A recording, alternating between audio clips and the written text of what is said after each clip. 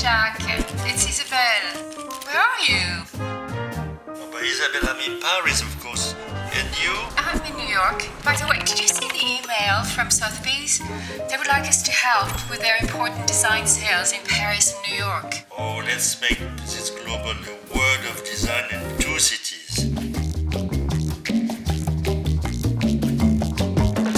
Who should we include? We need to include American designer Isamu Noguchi, Henri Bertoya, Louis Comfort Tiffany. George Nakashima. What about the UK? Ireland? My muse, Riley Gray. We need French designers. François-Xavier Lalanne. Claude Lalanne. Jean Royer. Charlotte Perriand. What do you think for Germany? Ingo Maurer. And then Swiss artist, Diego Giacometti, of course. Roberto Giacometti, the king. And Italian artist, Joe Ponti, Sarfati. Yeah, well, that's pretty good. Let's get to work then. See you at Sotheby's. I love you. I love you too.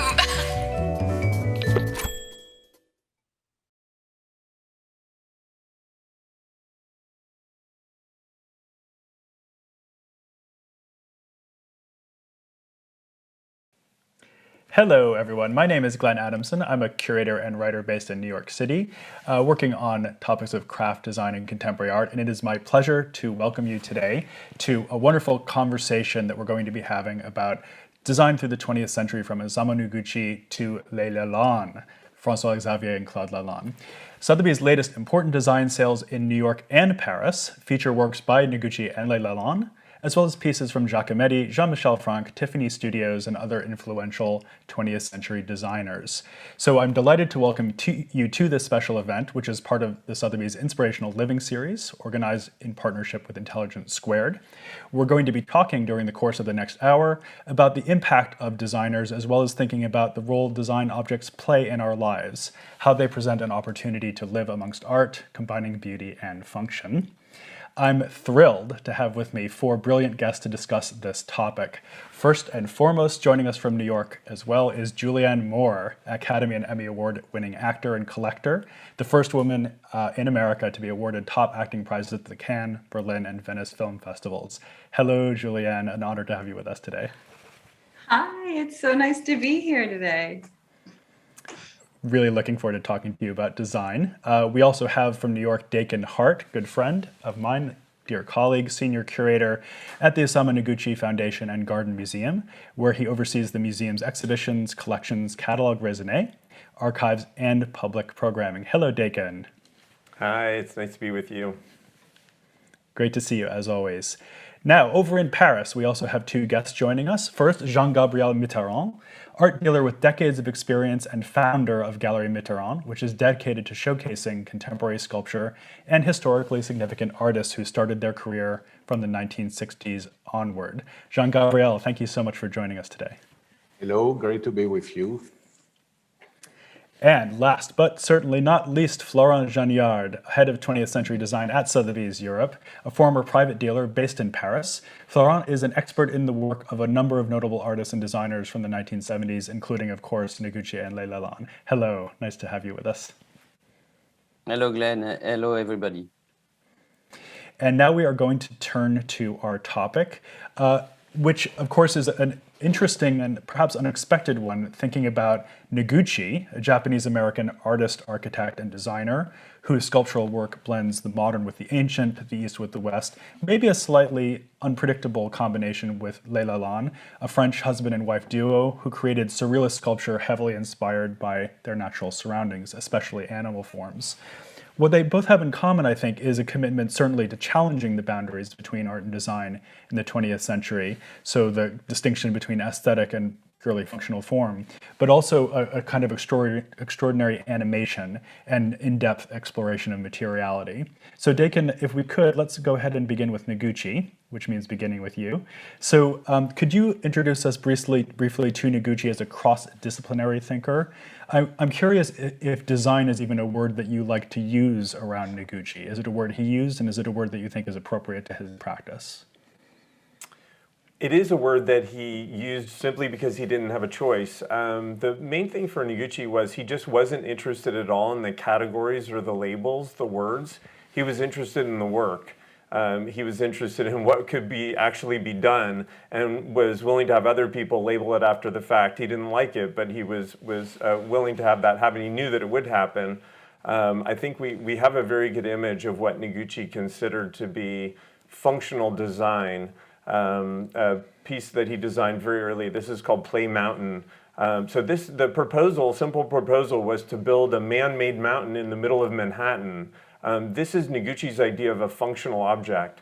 You can call it what you want, but from his point of view, what he was trying to do was to shape social experience and shape our consciousness. And if you want to call that design, great. If you want to call that sculpture, great. Noguchi wasn't an either-or person. He was an and person. So I would say that he would say it has elements of both.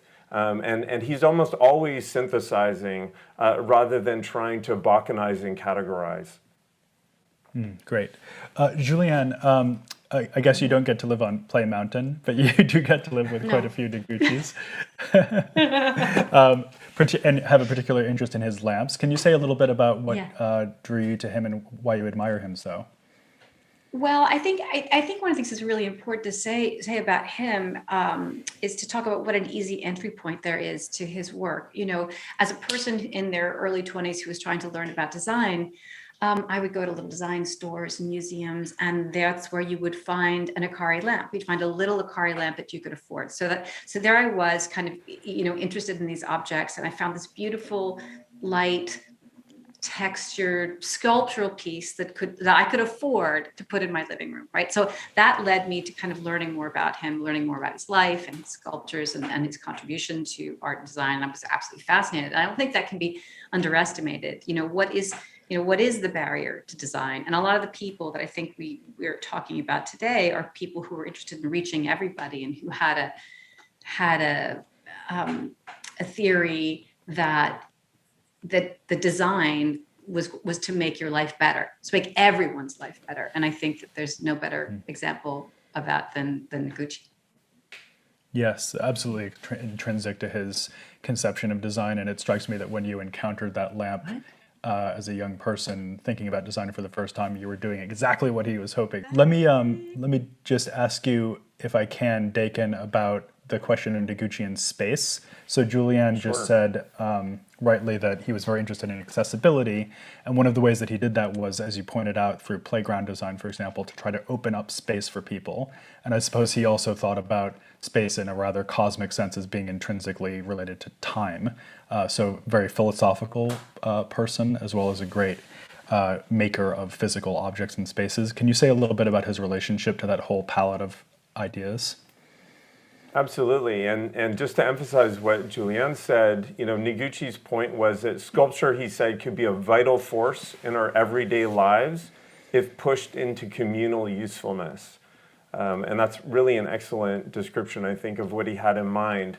I think we've got an image that kind of covers the full range of the way that Noguchi thought about space. So space is everything from outer space. On the left is an image he made. This is actually a portrait of his lover, Ruth Page, the dancer and choreographer Ruth Page, as like a nebula. She's an amorphous blob of ectoplasm or matter in space.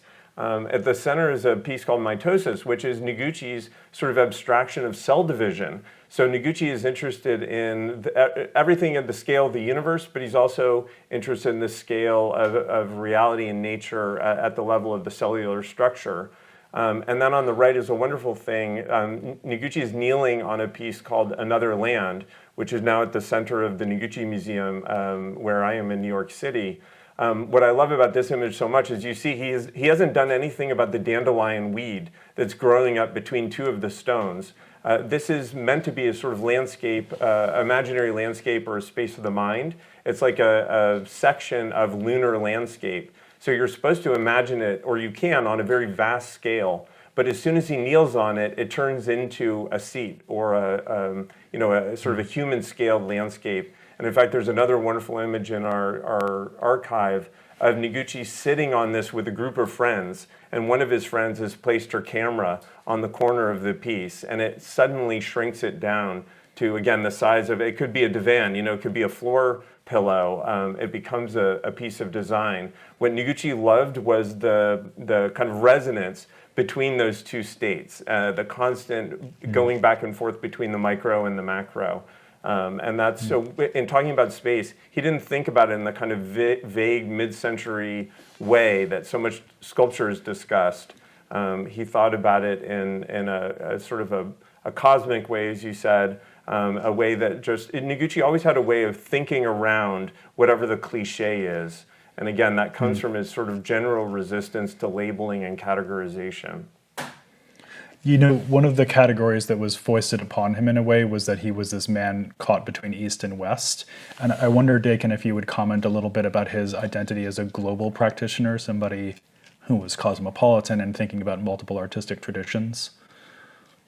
Yeah, I think it's maybe now the most important thing about him is that he is among the first artists and designers that we know of who had a truly global consciousness. He was Buckminster Fuller's friend starting in the 20s. Bucky Fuller coined the great term spaceship Earth. Pretty much Noguchi's entire career was dedicated to trying to make spaceship Earth a better sculpture. And by making us love it and feel more connected to it, he really was ecologically minded in that way.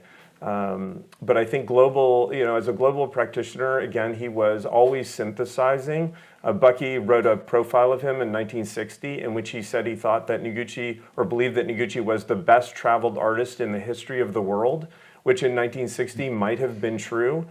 He also compared Noguchi's impact on global culture to that of the airplane, saying that Noguchi was a global synthesizer in the same way that the airplane had shrunk the globe. This is a really nice small example. This is an object that Noguchi discovered in China in 1930 when he was there in Chipai Shi's studio learning ink wash technique. So in China at the time, it was not uncommon for passenger pigeons, carrier pigeons, to wear these little gourds, whistling gourds. So as they flew, they would make a very distinct sound, and your pigeon would have a gourd, the sound of which you recognized. So it's like a sort of a GPS locator for your pigeon. And Noguchi turned that into a concept for a musical weather vane, which he wanted to see on the roof of every American barn, every American home. This was a device that was meant to be internally lit, and when the wind blew through it, it would make a song. So turning the idea of the sort of beacon calling you home into a multimedia experience. You said Noguchi is very philosophical. Another way to put it is that Noguchi was a very conceptual artist from the beginning. He's very well known for being associated with Constantine Brancusi. What's less well known is that he toured the Brancusi show here in New York City at the Bremer Gallery with Duchamp, who was its curator. And Noguchi, I think, is probably the first American artist in the 20th century who truly spanned the two trunks of the sculpture's family tree between the formal and the conceptual. And of course, he also spans into design, which I suppose is what we're meant to be talking about mainly. So can you just say a little bit more about that, Dakin? Julianne also has already mentioned the beautiful and important Akari lamps. How did he get involved with making those and the other functional designs that he did? Well, he really saw no division. There was no barrier or border for him between, again, art and design. He wanted to make things that were accessible and would have an impact on people's everyday lives. And he was determined to make sculpture more useful to society and civilization. He wanted to serve a civic purpose. And what better way to serve a civic purpose than by making things that people could actually have in their homes? So the purpose of Akari was to make something that would have the natural residence of the sun, but for domestic use, which is a beautiful idea. These coffee tables, all of the tables that he made, I always describe these as table, not table, because they're all meant to be somewhat awkward. They're meant to play against the typical formats of the tables that we know, coffee tables, dining tables, console tables, end tables. None of them quite fit any given category. And they do things like challenge the hierarchy of tables. Most tables communicate where the head of the table is. Noguchi's tables mostly are designed to defeat that kind of hierarchical categorization. Or here you can see, this table that's coming up for sale at Sotheby's is going to carry a price that makes people want to call it art. And again, Noguchi just wasn't interested in the categories. Here, the legs he probably made himself. The top he likely made himself, but I would bet absolutely everything I own that he got that bowl, which is described as a hand-spun metal bowl. I'm sure he bought it at one of the restaurant supply stores on Canal Street here in Manhattan that used to be very common, that actually are still here on the Bowery. You can still go get pretty much that exact same mixing bowl at maybe even the same store. So combining the quotidian with the handmade and doing it in a way that made it accessible. And that table was originally a made-to-order item, as so much mid-century furniture was. It was very speculative in nature. So companies would put things into catalogs and advertise them without it having made any, and waiting to see if they got, or maybe just making one prototype, and would wait to see if they got any orders, and then more would be made. So we believe that probably Noguchi made the first few himself before Herman Miller stepped in and regularized production. And then it turns out not very many were ordered. So that's why there are so few of these extraordinary marble top coffee tables out there.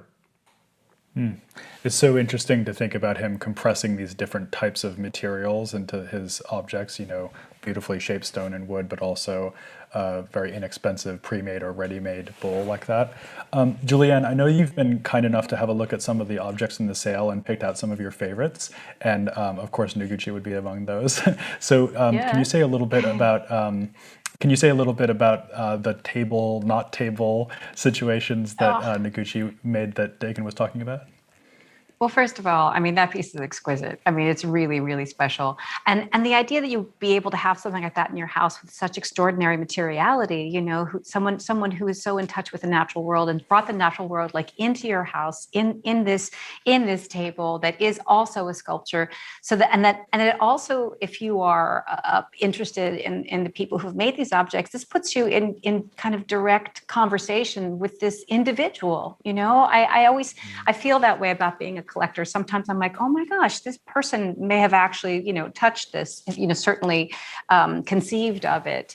And that's an exciting idea. And when we were talking about, the people earlier were talking about that idea of global design and how do you kind of put all these different people and countries in conversation with one another. That's one of the things that design does. It's puts you in touch with that maker and with that philosophy.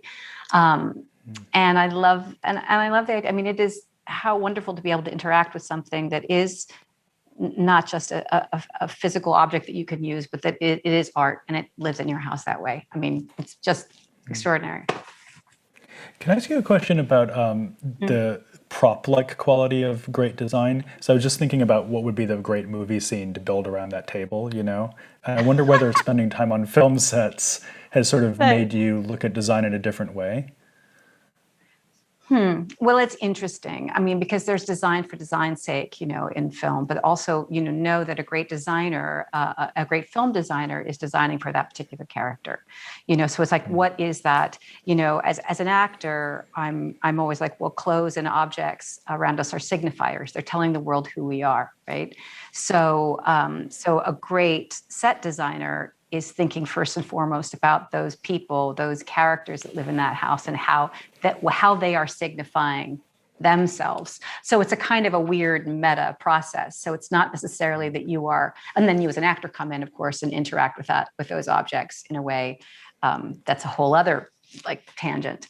But I do feel, but that's where you get to that idea that these objects actually have meaning and they have personality. And maybe there is something to the idea that Noguchi was making worlds in the way that a great set designer would make a world, albeit not a fictional one, but creating a new set of possibilities, a new reality to inhabit. Well, I think so, and I mean, like I said, I think that his objects and his sculptures and Akari, everything. One of the reasons that it's so appealing is that it has so much soul. It has so much of him in it. It's not something that you tire of. It's not something that kind of recedes in a room. It adds an element of humanity, I think, to every situation. Well, now that is a great segue to our next topic, which is Claude Lalanne. So Francois-Xavier and Claude Lalanne, because if anybody ever made things that did not recede in a room and had that touch of humanity, it was them. So we're going to now bring in Jean-Gabriel and have him join the conversation. Jean-Gabriel, you worked with Les Lalanne for such a long time, really, throughout their careers and your own. How would you begin to describe them? How would you begin to describe their relationship to art and design for viewers who aren't so familiar? The relationship with art and design is, in fact, we did not accept to be part of design, really. Francois was a sculptor, for animals mainly, and Claude was working with natural things, objects he found in the garden mainly. So design was not their purpose. Francois-Xavier create the concept of art, of sculpture with a use. A sculpture with a use is kind of homage to surrealism, because they worked at Galerie Yolas during their youth with Max Ernst, beside Max Ernst, Magritte, Brauner. They were totally in good relationship with surrealism. So the surrealism create this kind of relation between the sculpture and the use. That's the humor also of Francois-Xavier, who was a friend with Marcel Duchamp, and he had something from the Dada period in his mind. And when he created this sculpture with a use, he did not think of design. He was thinking of creating an approach of a collector who can manipulate the sculpture and have a new kind of relationship with the sculpture. So it was totally different than the concept of design. We arrived in their life, I think, during the 90s, when the difference was created by the market, by the museums, between art and design. Personally, I start with art and design in the 70s and 75, and I start creating multiples with important artists like the Chirico, Man Ray, Sonia Delaunay, and Lalanne and Nikit Saint-Phal. So I met with Lalanne in the middle of the 70s, and we never stopped working together, even when I built my own gallery in '88. Amazing. That's quite a list of people that you worked with as well. Many stories to tell, I'm sure. Can I ask you a kind of simple question?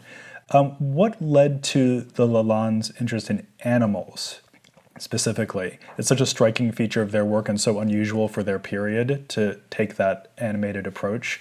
What was it that led to them to that iconography? I always hear Francois saying, animals do not lie. I think he found the truth, and Claude in nature, they found a real important, essential relationship with animals and with nature. I think it was deep in their soul and in their culture. The culture of Francois comes from La Fontaine, Ovid, Rousseau, and also from Poussin, Chardin, Ingres, Brancusi, Magritte, and Matisse mainly. So he was really dedicated to the animal, and he did some portraits of people, but very, very few. The animal was really his way to express his art, And you see this rhinoceros, that's a very important work. He did many different models during the late 60s, 70s, till the end of his life. This one was created in 1992. That's the last model he did, but it was cast in 8 copies because the other rhinoceros desk were unique works. This one was created in 8 copies. And you can see the extraordinary perfection of the line, because he's a really classic artist with a sense of perfection of line.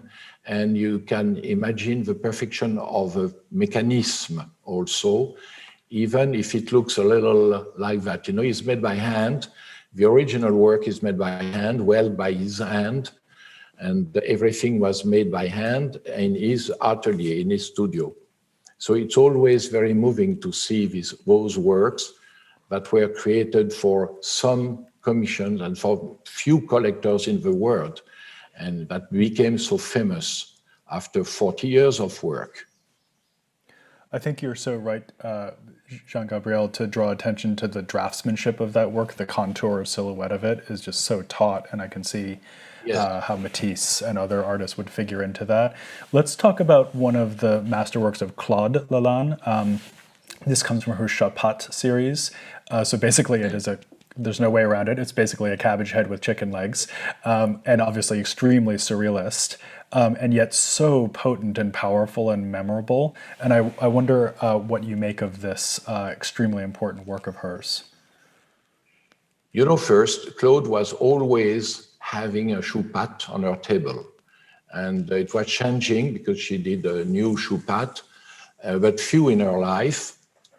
I mean, always unique, normally always unique, because she worked from the electrolyse bath, copper bath with electricity. And we call it galvanoplasty in French.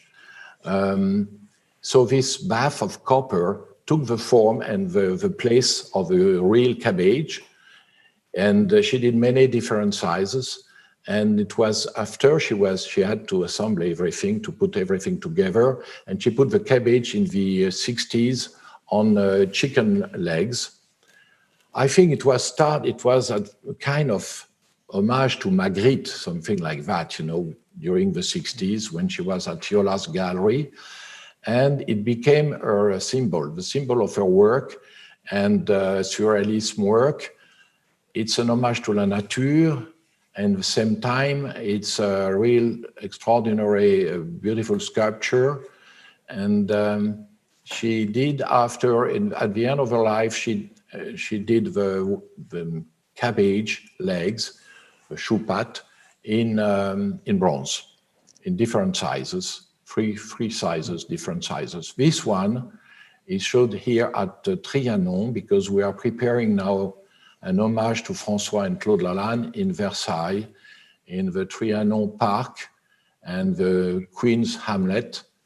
So I think it will be very important, a place to discover her work in the best situation, inside some pavilions and outdoor. It really is an ideal situation to encounter their work, partly because although they're very obviously influenced by surrealism, there's also an evident relationship to historical decorative art and sculpture. And so the kind of monumentality, almost a Renaissance gravitas of that also very humorous object is really striking. Let's bring Florent Jeanniard into the conversation from Sotheby's. There are some great works of Lalanne coming up in the sale.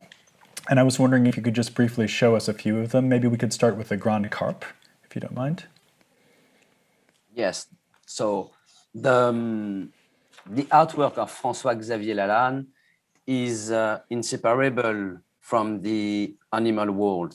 So for the Grand Carp, it's an important sculpture with this idea of an exaggerated size. It's frequent in the artist's work. But for the carp, I think that François-Xavier Lalanne find its origin from the Asia, because the maybe as you know, the carp is a symbol of love and virility. So in the Chinese legend, say that the carp of the Yellow River, after swimming up the river, flew to the sky and then transformed themselves into dragons. So you have always humor and great sensitivity in the work of François-Xavier Lalanne.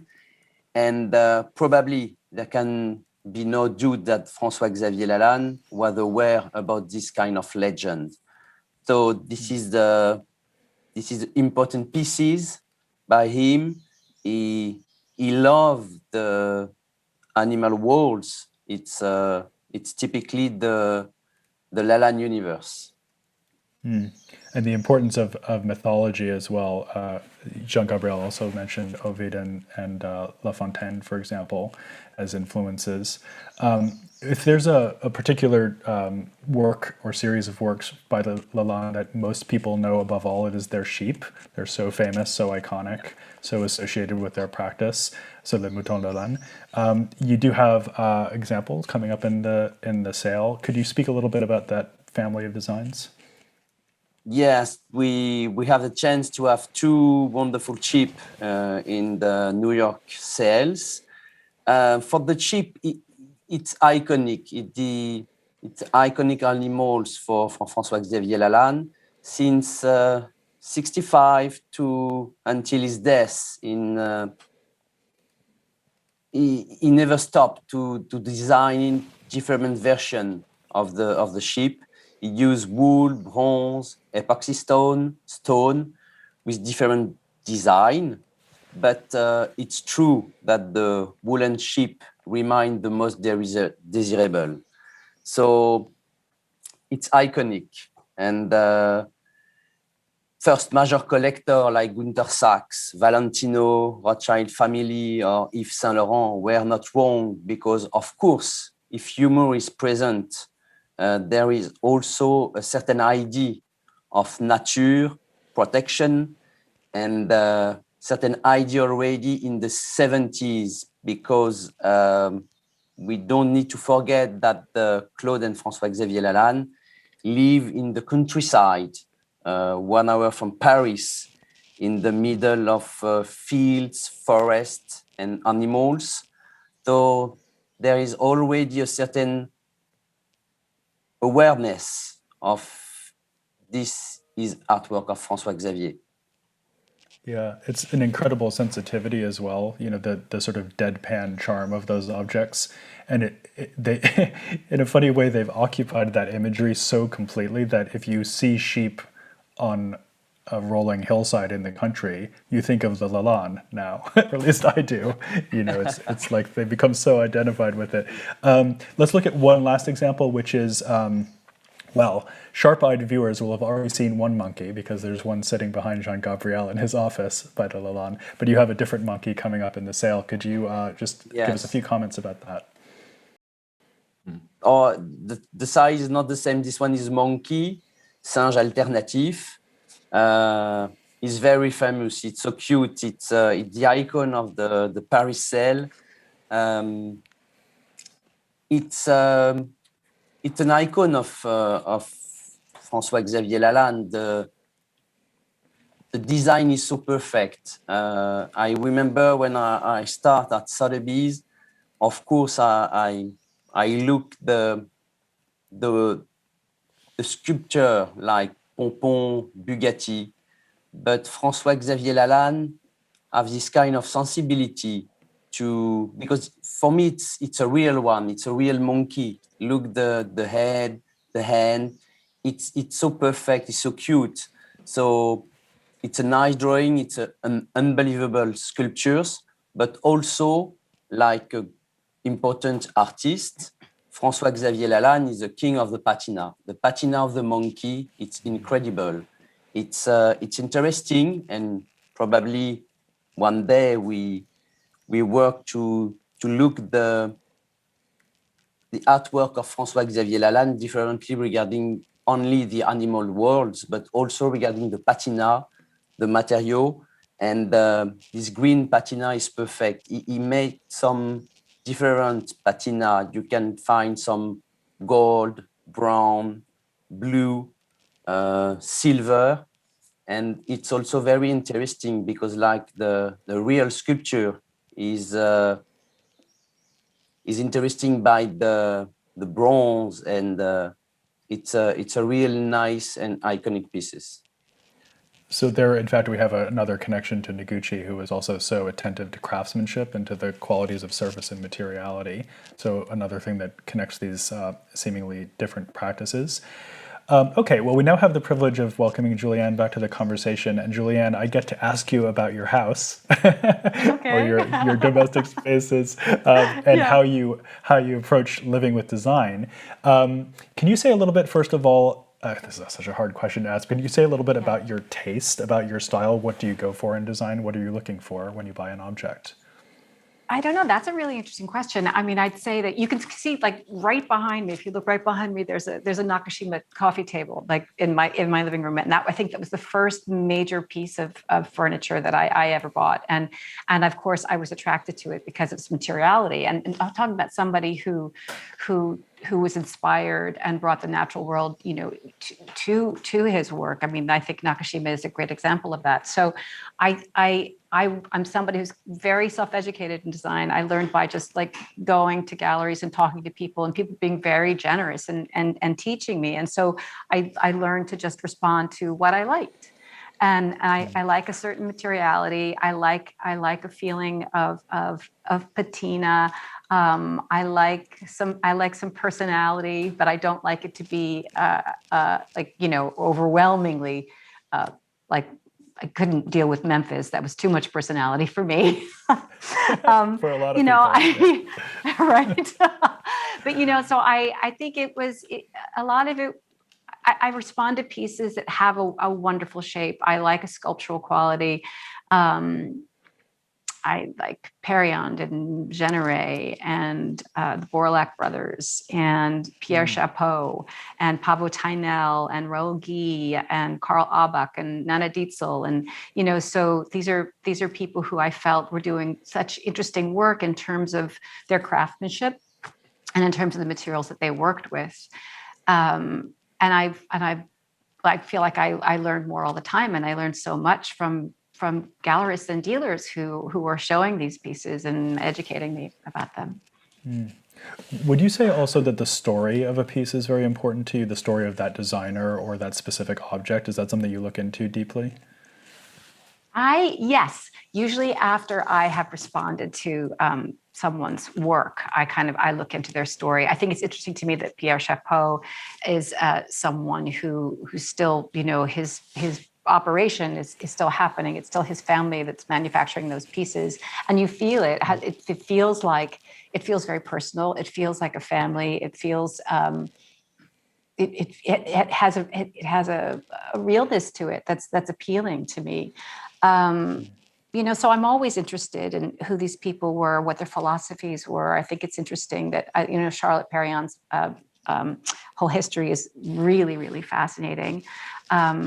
And yeah, you get drawn to the people as well as the objects. And I don't understand this thing. I mean, I know that you all live in this world with this delineation that people feel, but that there is between art and design. For me, I think the more interaction you can have with an object, the more value it has. So I don't understand why so many people in the world feel like if somehow it's a useful object, it therefore is less valuable. So I would love someone to explain that to me. Oh, well, I can only say amen to that. I think that fortunately, I think more and more people are coming to that viewpoint, and the old hierarchies are falling apart, really. One more question. Can you just say a little bit about how it's changed over time for you working with design? I mean, you've talked a lot already about how you've educated yourself and learned from gallerists and so on. Do you look at it differently now than you did when you first encountered that Akari lamp? Has it really changed for you? Oh, yes. Of course, because you slowly become educated. You just you see more and more, and the more you see, the more you're able to kind of, the more your taste evolves. And the person who first saw, the young person who saw that first Akari lamp is not the person who ever encountered Ruhlman, for example. Like I wouldn't have come in contact with that at all. So you do, you become exposed to more, and you become interested in things. And I think also, we haven't talked a lot about fashion and design either. I can remember when there was a Stickley craze in the United States. I remember when there was a Biedermeier craze. I mean, does everybody remember the Biedermeier craze? And somehow like that's disappeared. So I'm interested in that too, the way it kind of evolves just in terms of your personal taste, and also how fashion and design changes. Yeah, and where those trends come from and sort of what lies behind them. That's the sort of thing design historians like me get super fascinated by. So it's not just when the things are being made, it's also when they come back into view and start to become appealing again. Yeah. Exactly, like what I think happened it's to also Biedermeier? What was that? Yeah, what did happen to Biedermeier? Maybe that'll be the topic of the next conversation. I think it might just be worth saying a word about the role that auction houses too actually play in educating. I mean, obviously we're doing it right now through this event, but I think, if I may, I think they aren't often given the credit that they're due for creating the kind of track record and archive, and also the transparency into these stories that they do. So I, for one, am very appreciative. And so it's great to have you here in the Sotheby's related event, I will say. So Julianne, we'll get back to you in a second, because I wanted to ask you about a couple of the things that are coming up in the sale. But first, I just wanted to ask Florent to talk about one of those things, which is a particularly important one. It's a table by Giacometti. Florent, can you just say a little bit about this? No, it's not Lalanne and it's not Noguchi, but it really deserves a moment. So let's have a look at it. Yes, but it's interesting because Diego look like the same spirit of Isamu Noguchi and François-Xavier Lalanne. It's a long story for this table, and quickly we are super delighted because you have two amazing things regarding this table. First of all, the name of Diego Giacometti, this amazing sculpture, and also the provenance regarding the first owner. And this one is Henri Samuel, the greatest decorator. And it's a long story regarding Diego and Henri Samuel. They meet in the mid-60s, and Henri Samuel immediately fell under the spell of the artist's work. Look, the table, the perfect proportion, the subtle patina, and the poetic spirit for this kind of table. And the name of this one is Cariatide and Atlante, because on each angle you have the woman and the man. And for the short story, in 1976, Henri Samuel left the flat in Quai d'Orsay, and he decided to move Rue du Faubourg Saint-Honoré in Paris. And naturally, he commissioned some pieces to Diego Giacometti, and Diego makes this table especially for him. And it's interesting to show that Henri Samuel was the first decorator to commission directly some artist, and probably he could ask to Lalanne to make something for him, but I'm not sure that he meet Claude and François-Xavier. But in this time, he asked to Philippe Quilly, Guy de Rougemont, César, and also François Arnal to make some coffee table, some console, and of course, this coffee table. And we are very delighted to show again this iconic piece. It's a true masterpiece, and the proportion is perfect. The story is unbelievable. So I love this one. It's my first choice in the Paris sale. I always love it when somebody at an auction house will actually tell you what their favorite is. It's always so nice to hear. So, Julianne, I know that you had chosen another example from the Giacometti's. So this is a pair of table lamps that were designed by Alberto, executed by Diego Giacometti. Why did they stand out to you in particular? Oh, they're just beautiful. I mean, my God, so perfect, so simple, so elemental. I love the like once again, I love the material. I love the fact that there's a pair. I love a pair of lamps for balance.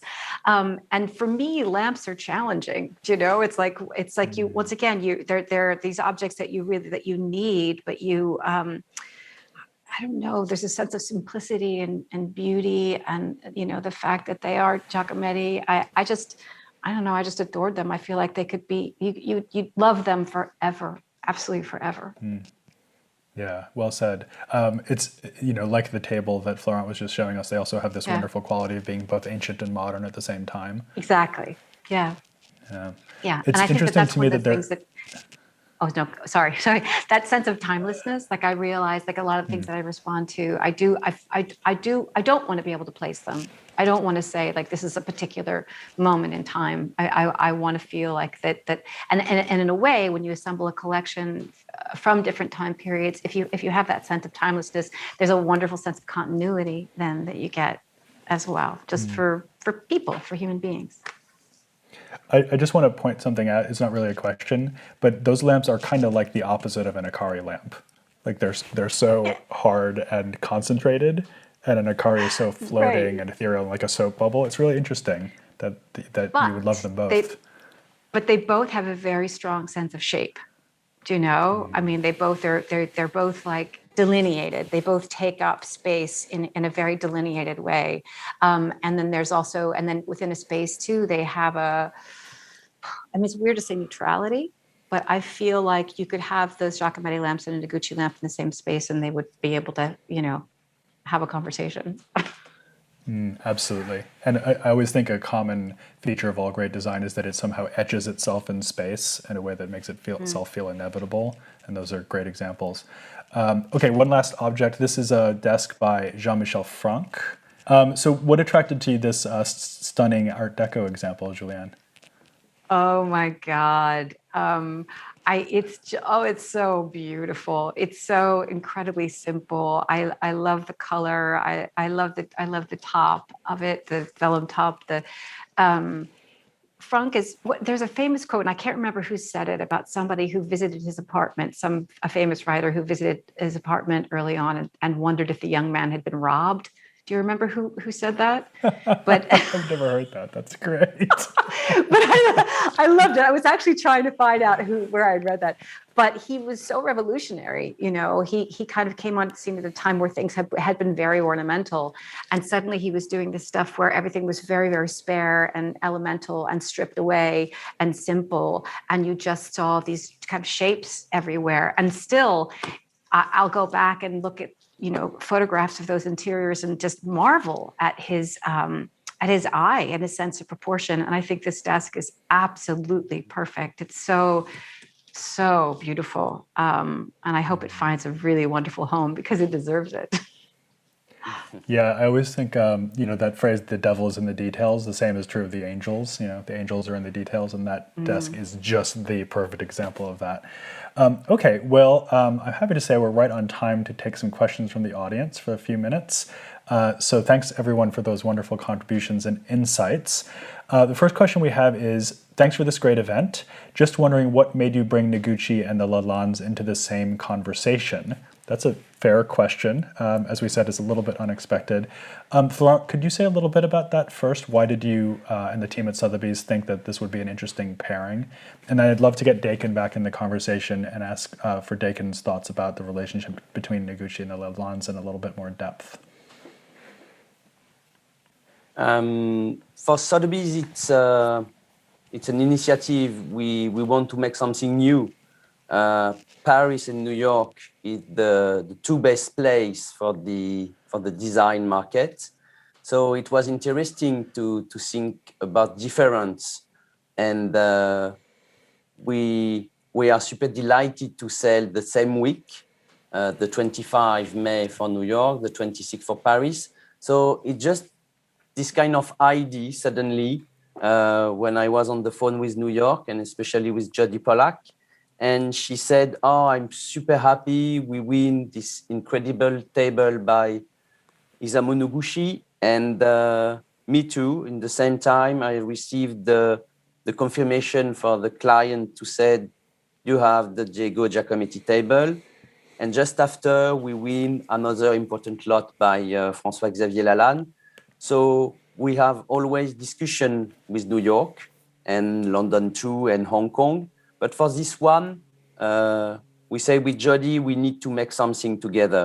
We need to, I think also we need in a new world. So the idea just to say, okay, the world is big, but it's also very small. And Paris, New York, Noguchi, Lalanne, it's this kind of idea, and we decide to make something together. I love that. What a great description. Thank you. Dakin, can you say a little bit from the perspective of being Mr. Noguchi? How does it feel to have him paired with the Lalannes today? Well, it is a surprising combination, but I think it's really very inspired. And I think Julianne really said it best, and what unites them is also seen in her taste, which is it's really about objects that have a live edge, that bring nature in a real way into our everyday lives. Those sheep are so extraordinary because they represent the mystery, the nobility, the kind of also the silliness of nature that we see in nature. They're also an object lesson for humankind.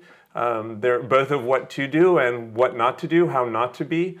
But they were interested, the Lalanne, in recalibrating our relationship with the natural world. And that's really what all of Noguchi's work is about. He was very concerned that we had fallen out of scale, as he put it, with nature, that we had lost our sense of scale with the natural world. And he was trying to repair that through the things that he made. And I think all things that have a live edge to them, the Nakashima table in Julianne's room is very much the same, that it feels like you could be outdoors, you could be wandering through the forest, looking for that pool at the heart of the forest to take a dip in. They have that kind of renewal to them that we get when we reconnect with the natural world. It's so amazing to hear that phrase, and it's such a great example of Noguchi's prescience, this idea of being out of scale with nature, and the fact that he would have said that so long ago, and think about what we're all talking about now. It's absolutely amazing to sort of wrap your mind around that. Thank you. Okay, next question. I'm going to suggest, Jean-Gabriel, that you tackle this one. So this is a question about the great countries that stand out for you as centers of design. I'm going to guess you're going to say France as one of them, but I wonder what other countries stand out to you as being wonderful homes and contexts for the production of great design. Great design? Which countries? Japan, for sure. I think that Japan is the most inspiring place for design. And antique China also, I think that's a source of inspiration for all designers and for artists also. So that's a question you asked for? Well, I'd love to hear you say a little more maybe about Japan, because I think you rightly stressed it as a place where design has a very special place in the culture and an incredibly powerful history. Could you just say a little bit more about that? And also, do you see connections between Japanese design and French design? I think that Dakin could speak a lot more about Japan and style. But when you see Tadao Ando, when you see the great artists and the great architects from Japan, you imagine the culture behind and the spirit and the inspiration of those works. So I remember that François Lalanne worked for Hakone Art Museum, Open Art Museum. He did the mausoleum for the owner of this park, and he did the white fountain, the head. For once, it was a human head crying, and with topiary on the top. And this head is, for me, is the expression of a relation between a French artist with a Japan, because the purity of a line, the emotion coming from this purity and this simplicity is extremely moving. And I think it built a very interesting relationship between the past and the future, and between François Lalanne at this period 20 years ago, 25 years ago even, and the Japan tradition. So I think that's a very interesting example of a relation between François Lalanne and Japan. Okay, thank you so much, Jean-Gabriel. And that also strikes me as a great subject for a future conversation. Now we've done New York and Paris, let's do Paris and Kyoto next. One last question, which I'm going to pose to you, Julianne. This is a funny question, maybe a little difficult, but someone wants to know, if you could have your home entirely redone by any designer, living or dead, who would it be? Oh my God. I know. Oh, okay. Well, first of all, I don't know that I would ever choose one designer. I mean, I have to say, it's like you don't. I mean, I don't know if the question is like a particular interior designer, or if they're talking about like a particular designer of objects or furniture. But I think that for me, the most interesting thing is, like, as I said before, and I don't mean to sound like precious about it, but the conversation that these objects have, with each other, and that you kind of where you juxtapose them, like we're talking about the Giacometti and the Noguchi. How amazing to have these kinds of objects in the same room. How wonderful to have something that has supposedly a lot of value and a lot of provenance with something that you just found on the street or something. I like that. I mean, I like the idea that a house is layered, that it's, sometimes I look at some of the stuff that I've acquired and I'm like, oh my God, what was I thinking when I got that? That's terrible.